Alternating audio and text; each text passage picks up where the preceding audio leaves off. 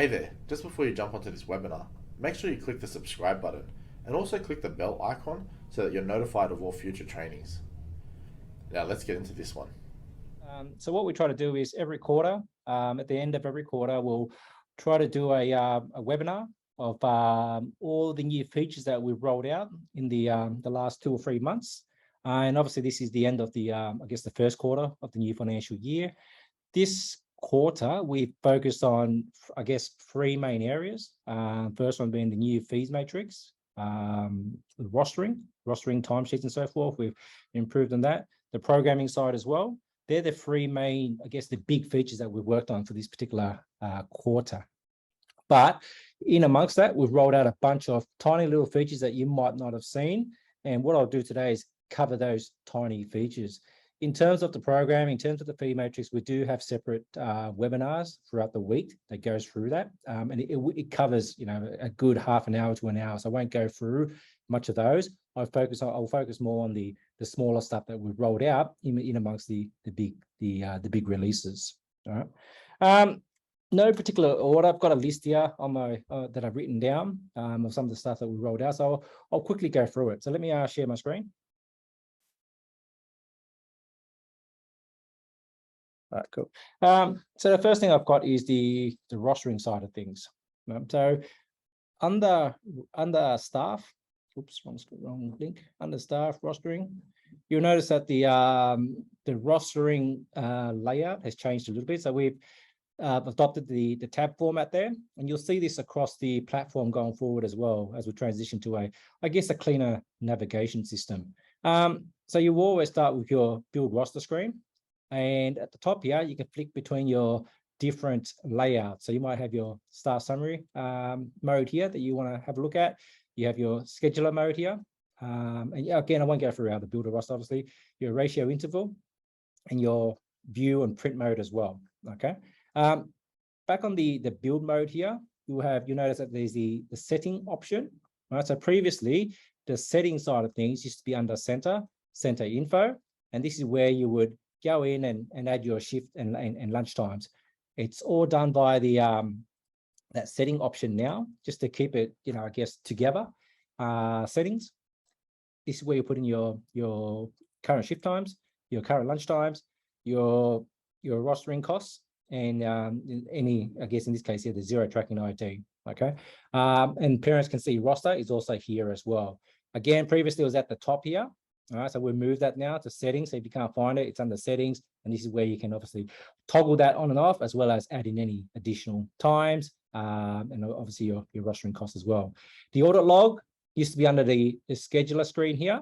It's now, obviously wasn't the best place for it. So we've ripped that out and put it into its own audit log section here. Okay, so in my case, for my roster for this week, this is the actions that were taken on the roster for that particular week. You've also noticed that at the top, there's a couple of quick links. Obviously, when you build your roster, it'd be great to see staff. So you can get to your staff straight away. You can see your leave request there as well. You can also see the timesheets there as well. Okay, so we make, use of that quick links across the whole platform, and we've made it available here on the rostering side of things as well. Let's have a quick look. I'll go through the chat as we go, because obviously there'll be some stuff that's related to certain sections. So I'll have a quick look at that. Is the weekly room forecast done a month in advance? All right. So previously we used to batch your attendance out 30 days in advance. Okay. So you might come into a situation whereby you might build next week's roster, for example. All right. And then you go view roster, but all of a sudden you might see that your numbers are down. Okay, we'll reinstate that job a bit later on, and the reason why we've done that is just to tidy it up on our side of things, to improve the actual job that runs. But to do that, all you need to do is go to reports, weekly attendance, and all you need to do is flick over to next week's date, for example, and get report. When you do that, it will build out your list for you in advance. Okay, and you can do that for however many weeks you like. So you want the fortnight after that, tap on that, get report, and it'll build out your attendance list for you based on the children's patterns, based on any new permanent day changes, and so forth. We will reinstate that job a bit later on, so it does do that for you. But keep in mind, for the time being, if you see any discrepancies in your attendances, where whether it's down or it's super high when it should be at a certain rate, make sure you just do that get report, and we'll build out your list for you. Okay. That's the rostering side of things there in terms of the layout. Down the bottom here. Let's have a quick look. Let's go back to this week. I might have a decent roster here. Let's have a look. All right. So we've also color coded certain things as well. So by default, it's on the qualifications. All right. So we have employment types. We have qualifications. We have the default toggle there as well, where it's just pretty much green, just like what you had previously. By default, it's on qualifications. And these colors here corresponds with what's down here. So let me scroll down here quickly. You'll see qualifications. Green is ECT and above. So you got your ECTs, directors, bachelors, and so forth. You got your advanced and diplomas and advanced diplomas, your certs, and your trainees / casuals here as well. Okay. And at a glance, you can see. Oops. Here, let me scroll up quickly. In here, you can see all your staff who are rostered on and exactly what their qualifications are as well. There's employment types as well. Okay, so depending on, everyone has different criteria and so forth. So if you're building your roster, you want to know how many full-timers compared to casuals. You can see that here at a glance as well. That's also available on this summary screen here. So if I go to summary and I scroll down, again, just keep in mind I've got access to everything here. So I see all these numbers and so forth, but you might not have that depending on your access rights. Down the bottom here, you'll see that available here as well. Okay, so the employment types. This one here doesn't have a toggle. You'll notice that by default, it shows employment type. We'll have a toggle created here very shortly as well, just like we have on the build screen, so that you can toggle between qualifications and employment types, and also default to the normal green color as well. Right? I spoke about this last time already. So you've got the staff confirming their roster. So on the app itself, let me just backtrack here so I can quickly show you for those who weren't on the previous session. Oops. So in the app itself, if I'm viewing a roster, here, oops. Right, there it is, show roster. If I'm viewing my roster, for example, okay, I'll go my particular shift here. Oops. Oops, do we have the roster? All right, let me go back here. Probably should have built my roster previously. So who am I logged in as? Kylie. All right, I probably should have had a look. I don't have any shift here for Kylie, I don't think, do I? I do. All right, on the Friday. Okay.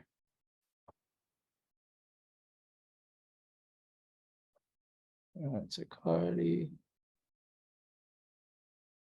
All right, I can acknowledge my shift. Okay, so if I view the roster, it'll track that I viewed the roster. At the same time, if I acknowledge my shift there, if I just refresh that quickly, down the bottom. Oops, let me just refresh that. Kylie, where is Kylie? There she is. You'll see a little mark there saying she's obviously acknowledged that particular shift. Okay. So there's some of the roster improvements that we've rolled out on this quarter. The last thing I want to show you is the check-in alerts. So we've had this available on Worker, whereby what happens is if an employee comes in, comes into the office or comes into the workplace but forgets to check in, depending on their roster times, they'll get a notification on their device alerting them to log in. Okay, so you'll see this. I can't simulate that at the moment, so I'll quickly show you. This is obviously what they'll see. So on their device, they'll have a pop-up that appears. You have yet to check into your shift. It actually says your name. Right? So I've got an older screenshot here, but it will say, "Hi Jane" or "Hi Kylie. You have yet to check into your 8 o'clock shift," depending on obviously what's in the roster. Okay, so keep in mind it's based on the roster times. So if they, in this case here, John's rostered in for 9 o'clock today. If John hasn't checked in by 9:05, it will send an alert to John asking them to check in, and it'll do that 3 times. Every 5-minute intervals, it will send a notification to John asking him to check in. Obviously, after 3 notifications, it'll stop. And same thing for checking out as well. So as long as you're using our rostering, if a staff member has a checkout time as well, if they finish work, haven't checked out, it will alert them to check out as well. So they'll get a similar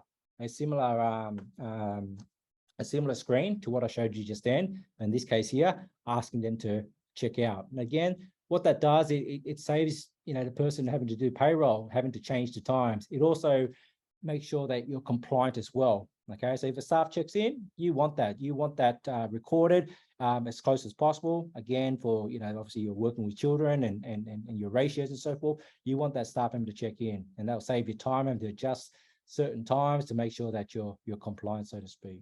All right, so that's all available now. The checkout's not available just yet. We haven't rolled that out, so you'll get that probably sometimes this week. So more like probably Thursday or Friday. Your staff members will start getting those alerts to check out as well if they haven't.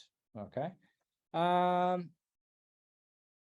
me have a quick look. I've covered that. New layout, the color codes, the quick links, notes when checking out. Okay. So the last thing I want to show you is when you check in and out. So in here, I sent a check-in. So I'm going to check in as Kylie, obviously. I'll check in. So Kylie's now on the, she's checked into the platform. And just to quickly show you in here, you'll see Kylie on the dashboard. There she's there. Okay, so Kylie's checked in. When Kylie checks out, so send a check-in, check out, it will prompt you to add notes. Okay, you don't have to add notes, obviously, but if you do, you can add that note here by tapping that. Put in your note.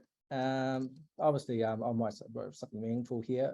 Please make sure the air con is turned on tomorrow morning. So let's argument's sake, I'll put that in there. I'll submit that. I can't show you this, but behind the scenes that gets recorded. Okay. I noticed that we haven't rolled out the just before I jumped on the webinar today. I noticed that on the staff log we haven't listed it out. So down here, you'll be able to see the notes that were put in here. You'll also be able to see the notes on the timesheets as well. Okay, but I've noticed that it's not there at the moment. So we'll get that fixed overnight so that the notes that have been put in will appear here next to the timesheets, as well as on the logs here as well. Right? An email will get sent to the center email as well, alerting, I guess, the director or whoever's running the center, any notes that staff members have put in onto the checkout option there as well. Okay. So that's the rostering side of things covered. Okay. In no particular order, I'm going to go through some of the other new features, or some of the I guess some of the things that we've been asked about a lot recently. One thing is, for example, parents signing in and out. Okay, there was an issue this morning that was fixed, obviously. But if you happen to, for example, in here under app extras, app add-ons, and you go to parent signing in, where is that? That's somewhere here. Let me see. Oh, here it is. Yeah. Okay, so if you come into here, you configure that, and you turn this feature off. I have it off at the moment. So let's just say, argument's sake, it's on. If I go and turn this off, sometimes what happens is it doesn't get picked up by parents straight away. Okay, so it doesn't get picked up by parents straight away, and they still see that they still see this, whereby they go into here, and hopefully mine shows. It might not. Mine doesn't. So I'm not logged in as a parent here. Again, I probably should have done this before I'd jumped on the webinar.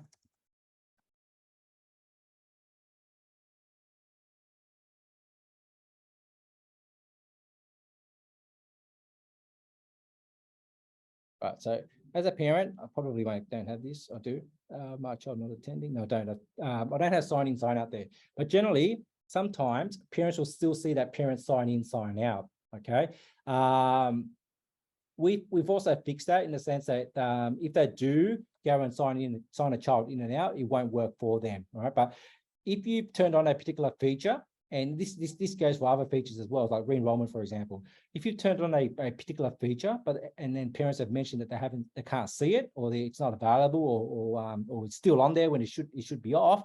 A couple of things. So the first thing you can do is obviously get them to close the app. And what that means is close the app and close the background task as well. All right. Relaunch the app and it'll pick up the new changes.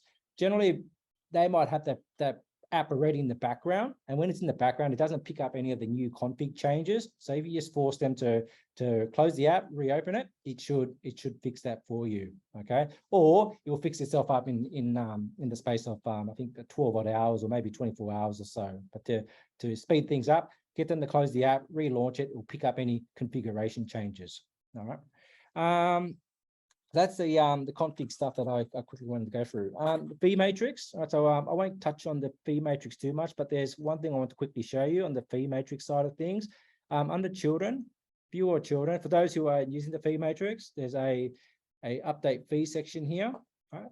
And you can obviously bulk change your children by age, which we've always had, but we've changed the bulk update for children, in the sense that you can use the same view all children filters here. So you might say all children, Monday children, a particular room by tags as well.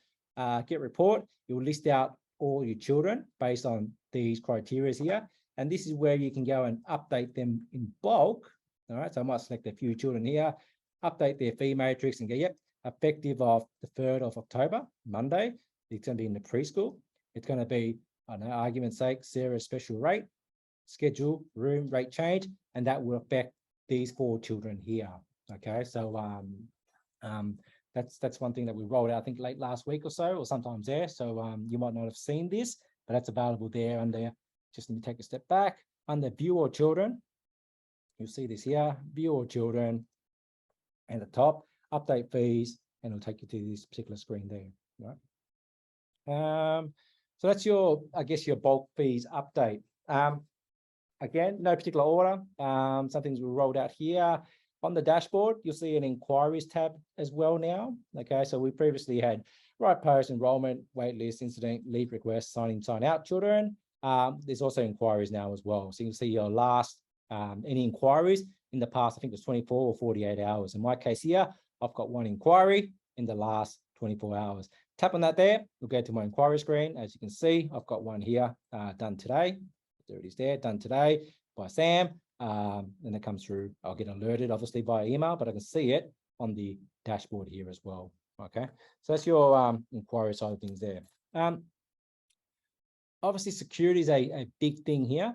Okay, so I think we've spoken about this before, but we made the call for parent pins anyway, is if you do update parent pins, the minimum digits is now 6. All right, and what that means is on the public mode, when parents sign in and out, there's a pin that they put in to obviously sign their children in. Previously, the minimum was 4. You have some parents who go on there and tap away and guess another parent's pin and obviously show that login screen. Again, that particular parent generally wouldn't sign that child in, but for argument's sake, it does expose that child's name and so forth for confidentiality. So we've made it 6 digits. All right, so it's not foolproof, obviously, but obviously it's a lot better than a 4-digit pin. And that means if you're on 4 at the moment, if you update a parent, it will force you to use 6. Okay, just keep that in mind. Going forward, the system's going to be a lot tighter in the sense that when you log in, we'll put in stuff like 2FA, and then again, this has been something that we've been working on as well. And you've seen what happened with Optus in the last week or so with their data breach. So we don't want to go down that path. We want to make sure the platform's secure, and as much as as much as we can make it secure, we want that. We don't want to expose it to easy passwords and that kind of stuff. So we're going to roll out stuff like 2FA, and that means, for example, if you're an admin, log into the portal, you might get you might be sent an email with a particular code that you have to put in to log into the platform. You might have to do that every 30 days or something like that, just to ensure that the right person's logging in and your credentials and so forth aren't exposed. Someone else got the credentials, be able to log in and do a lot of damage inside your portal. Okay, so just keep that in mind. We'll roll that out probably sometimes in the next month or so. So again, you know, we want to make sure that everyone's safe, and that's the best way we can do. That's one of the best things we can do is implement 2FA. Okay. The post side of things, right? I can't simulate this, but I'll quickly show you. So in here, when you create a post, there's now an option so to upload photos from your Google Drive if you have the Google Drive app on your device. So you'll need that. So if you have the Google Drive app on your device, I can't do this because I don't have the Google Drive app on my simulator here. If I click on that and I go Files and PDF, this is where I can, in my case here, it's gone straight to my files on my simulator here, but I'll be able to pick from Google Drive, go into my Google Drive folder and select images to upload as a post. Okay, so that's one thing that we've rolled out. You've always been able to do files like PDFs and so forth, but also PDFs from Google Drives as well. Going forward, you'll be able to select images and videos from Google Drive to upload straight to the app as well. Okay, keep in mind though, there might be a delay because it is coming from Google Drive onto our platform, whereby if you selected images and videos from your device, it's straight from your device onto the OWNA platform. So there might be a slight delay there as well. Okay. You would have seen the new grid layout. Okay, so for those who haven't, if I were to upload an image or a post right now with a set of images, this is what I can do. Whereby, yep, I'm gonna select these images here. Let's argument's sake, I'm gonna select 5. Okay, done. I've got 5 images here. By default, this is generally what you'll see. I might not have one here, but do I have it? I don't. Yeah, so you might have, yeah, so it's generally what you previously had was you have this whereby 1, 2, 3, 4, 5, you're able to see your images there, and you still can do that by choosing no layout, but you have the option now to select, say, a grid layout. And I might say, I'm going to select a 4-image grid here with these images here. Tap on that, and I'm going to say testing grid, images in grid. Remove the draft, publish that out. I might have, I might be under review here. I am, okay, cool. Let me just do this quickly. Approval need or draft. Okay, it's in draft. Because I'm not an admin, so let me just remove that. All right, cool. If I were to view this right now, there it is there. So it puts it into a grid view for you. So images in grid, first image, second, third, and fourth, and obviously a plus to show more. Tap on that there. You still have the option to, obviously it stays on the 4th image for you. Sorry, the 4th image here, and obviously you click over to the 5th image right there. So again, that grid layout, obviously you can pick and choose your images like you always have. You don't have to use the layout, obviously, but if you do, the system will put into a grid format there for you. Okay, so we can again display the images slightly different to what it was before. That's your grid layout there. Hours on weekly attendance. So a particular center asked for this particular feature here. It was quite quick to build, obviously. Just under weekly attendances, you notice that you have always had the weekly fee there. You now have a hours used as well. Okay, and that's based on session of care. It's not based on sign in, sign out.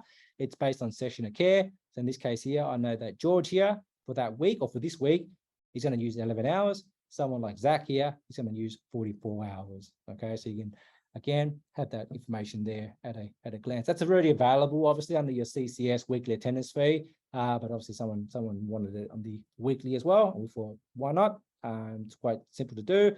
So we put that here on the weekly screen as well.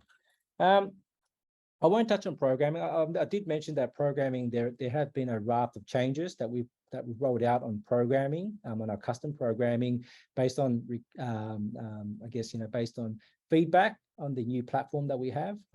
So we cover that every week anyway. So just to reiterate, if you do want to see some of the new changes or ask questions about those particular features on the programming side of things, do join one of our weekly programming webinar. And I think Jen will be able to go through that with you and cover in a bit more detail than myself. Okay. That's the programming side of things. Inquiries. Okay, so under the inquiry side of things here.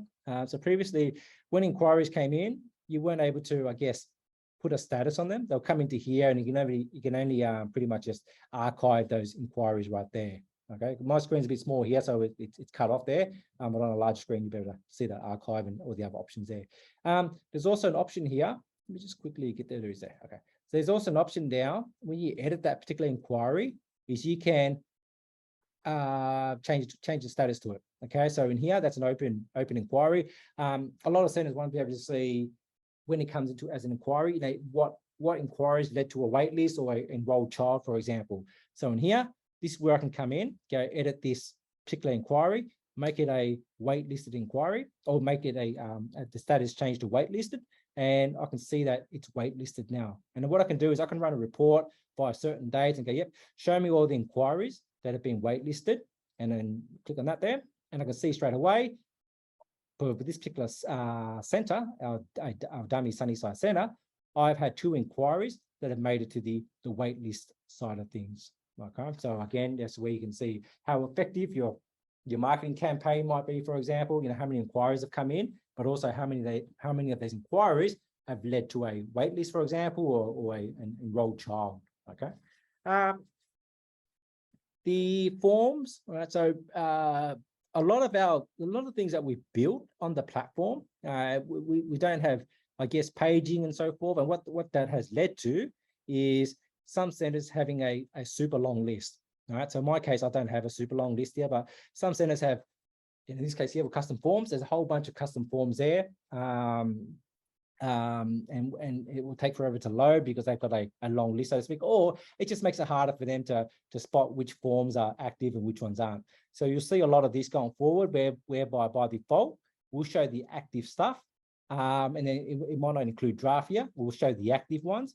And then all you need to do is click between, say, draft and inactive to bring back certain, in this case here, forms that are inactive or forms that are draft and so forth. So you can see that here easily, rather than having to weed through and find that on your screen. We've done this with staff reflections as well, and you'll see that going forward across the platforms as well. So as you start using the platform more, you're going to create more data, you can create more tables and rows and so forth. You're able to just change the status and so forth so that it shows only active, and you can hide and show any of the other archive or draft items. Okay, so that's the form side of things. Daily information. So we had an issue yesterday whereby the daily information wasn't built out for a lot of services. So what that means is in here. So you know, some centers might have, say, 100 children attending on a particular day, but all of a sudden they could only see 2 children on the daily information list. What that meant was they'll need to go in here manually, add the child, go, yep, certain child, add that child, and they get added to the daily information list so they can mark up breakfast, lunch, morning tea, and so forth. We've put in a new feature overnight down the bottom here, whereby you can refresh today's list. So what that means is, arguments like, let's say it's a constable child here who's attending today. If I remove a constable, and I'll remove Albert as well, okay? If I get report here quickly, you'll see down the bottom is Alpha Constable. That's different to A Constable, so just keep that in mind. Down the bottom here, I've got 61 on my list there. If I just quickly refresh today's list, what's going to happen is it's going to build my list for me today. All right, and let's go get report. You'll see straight away A Constable's there, Albert Wallace is there, and that list should be 63. What's going to happen is it's going to add these 2 children here. It's not going to go and remove any children that's on the list. It won't remove anything you've done as well. So if you marked up breakfast on, say, Alpha Constable, for example, and Ben had lunch and so forth, you won't delete those markups. All right, it'll go through your attendance list, find out who's missing from the daily information, and put them in for you automatically. And what that means is no having to manually add them one by one. Tap that refresh today's list button there down the bottom here, and we'll build that for you. Keep in mind though, the system should do that for you every single day, but if there is a hiccup and it's not there, just scroll down to the bottom, refresh today's list, and it'll build out your list there for you. Okay, so you don't have to call us up to do that for you. You can do that on your own going forward. Okay. The other big thing that we've been working on is the enrollment form side of things. I did do a post probably prematurely a couple of weeks ago, saying it should be ready. It kind of was ready, but we did run into a stumbling block. So we did have to work on that via our, our testing the form and making sure it was okay and so forth. We did run into a couple of issues, so we had to fix those issues. But direct debit details on an enrollment form should now be available. Okay, so what that means is if you do have an enrollment form with us and you want to capture direct debit details from parents, so that once they're created, you can start, debiting their account for their fees, and you don't have to go and get them to fill out a second form like we had previously. That's now available. Okay, so get in contact with support, and we can get that turned on for you when you want that available.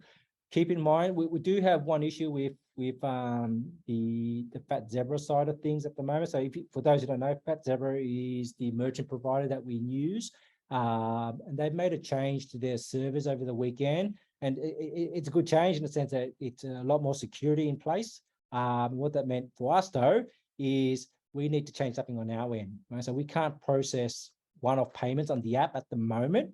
We also can't get parents to sign a DDR form with credit card details at the moment. So when I say at the moment, probably up until the end of the week, we're making changes right now to our platform to allow that communication with Fat Zebra. So for the time being, we have turned off the one-off payments and also the direct debit sign-in. If you're signing up a direct debit form and putting in credit card information, it won't allow you to do it at the moment. Okay, so fingers crossed, it'll be available sometimes by the end of this week as we transition to we're getting too technical. We have to change something with the security side of things on our end to cater for that. Okay, but in saying that, the form's available, so do reach out if you do want that. And that again, what that means is when parents fill in the enrollment form, fill in their direct debit details and so forth, when you go and on the portal, when you go create a child and parent, it'll create the child, it'll create the parent, it'll also create the family account as well, and we'll also get those, I'll grab those direct debit details that have been entered and put it into the family account. And what that meant was you don't have to get parents to go into the app and sign a new DDR form. It's all done by the whole enrollment process there as well. All right. That covers the enrollment form side of things. Census report. So we've done a lot with centers on the census report. I think it's pretty much perfect. We've had a feedback from a couple of centers saying the report was perfect. The department loved it. It all worked brilliantly. So if you are one of those centers that require, I think probably too late now, but next time, if you need to do a census report, it's all available now on the platform in the sense that the data that's outputted should be 100% spot on. All right. Last point I want to talk about is the pre-release apps. So I did do a post about this on the community. So if you do want to get access to our pre-release app, do let us know. Send an email to support with your Apple ID or your Google Play email address there. And we can put you on the list to get sent a I wouldn't call it a beta release, but a pre-release version of the app. And what that means is when we make changes to the app, we might be doing say 20 odd changes to the app and so forth. We're not going to roll out changes, or we're not going to roll out a new app every single time we make a change, because you can imagine there'll be a new version available to download every single day or every second day and so forth. We're going to annoy parents, we're going to annoy educators. So what we do is we generally group those bugs or those features into a say 10 to 15 changes before we do a release every fortnight or every 3 weeks or so. Right? So, but if it happens to be a change that you want, we can make that, put it to the pre-release, and you can download that and get access to it straight away. So, it might be a certain feature, it might be a certain bug that's affecting you, your particular service. We can get that fixed. You can get access to the app straight away, and away you go. All right. So again, it's I won't call it beta testing, more so pre-release testing. It helps us as well, but also gives you access to the latest version. If you do want that, just to reiterate, send an email to support with your Apple ID if you're using Apple, If you're on Android, your Google Play email address will put you on the pre-release testing list going forward. Right.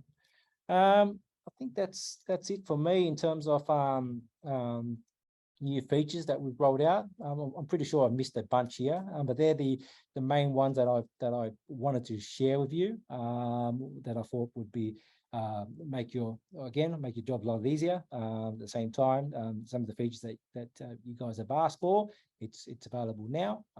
So I guess that's my point of view. That's probably it on my list there.